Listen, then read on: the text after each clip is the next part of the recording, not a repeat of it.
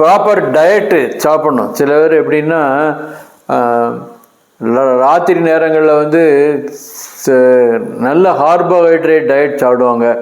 ஆனால் வந்து இன்சுலின் அதுக்கு தகுந்த மாதிரி போடுவாங்க. பார்த்திங்கன்னா 12 மணிக்கு வந்து அந்த சுகர் வந்து ரொம்ப லோ ஆயிரும். அந்த கரெக்டான கார்போஹைட்ரேட் சாப்பிடாதனால வந்து அந்த நீங்கள் போடக்கூடிய மாத்திரை மருந்தும் கார்போஹைட்ரேட் பிளட் சுகரும் வந்து மேட்ச் ஆகாது. அதனால் வந்து உங்களுக்கு வந்து ஒரு 12 மிட் நைட் ஹைப்போகிளைசிமியான்னு பேர் அதுக்கு. அவங்களே திடீர்னு எந்திரிச்சிருவாங்க. என்னன்னு பார்த்தா சில பேர் குளுக்கோமீட்டர் வச்சுருப்பாங்க. சுகர் பார்த்தோன்னா சுகர் லோ சுகர் இருக்கும். இது ஒன் ஆஃப் தி ரீசன். அடுத்தது வந்து சில மெடிசன்ஸ் வந்து மிஸ்மேட்ச்டு மெடிசன்ஸு சாப்பிட்றதுனால கூட வந்து சில பேருக்கு வந்து தூக்கம் வராது. சில பேர் வந்து பயத்தில் வந்து என்ன பண்ணுவாங்க, ரொம்ப சாப்பிடுவாங்க. ஆனால் இன்சுலின் வந்து பாடியில் அதிகமாக சுரக்கும். ஏர்லி மார்னிங் பார்த்தீங்கன்னா சுகர் ரொம்ப லோ ஆயிரும். இதுக்கு இப்போ வந்து சோமயாகி ஃபினாமினான்னு பேர். தன்னாலே சுகர் ரொம்ப லோ ஆயிரும். அதை திருப்பி அதை ரெக்டிஃபை பண்ணுறதுக்கு சுகர்லாம் சாப்பிட வேண்டியிருக்கும்.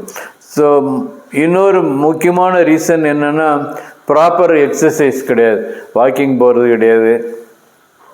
ரெண்டாவது உடல் பருமன், obesity is one of the reason for வந்து டிக்ரீஸ்டு ஸ்லீப்பு. அதனால் வந்து ரெகுலர் எக்ஸசைஸ் பண்ணி ரெகுலராக வாக்கிங் 40 மினிட்ஸ் டெய்லி போகிறவங்க பார்த்திங்கன்னா அவங்களுக்கு இந்த மாதிரி ஸ்லீப் டிஸ்டர்பன்ஸ்லாம் வரதே கிடையாது. நல்லா தூங்குவாங்க.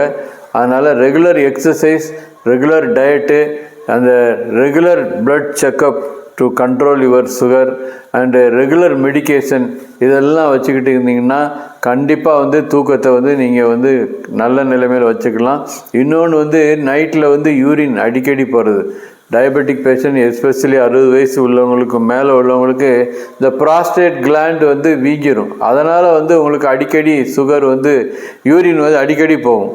இது வந்து மிஸ்டேக்கன் ஃபார் வந்து ஹை சுகர் இருக்கோ என்னமோ நினச்சிருவாங்க. ஸோ அதனால் வயசானவங்க வந்து இதெல்லாம் வந்து இந்த ப்ராஸ்டேட் எல்லாம் செக் பண்ணி அதெல்லாம் நல்ல நிலைமையில் இருக்காங்கிறத வச்சுக்கிட்டிங்கன்னா இந்த தூக்கத்துக்கு வந்து நீங்கள் பயப்படவே வேண்டியதில்லை.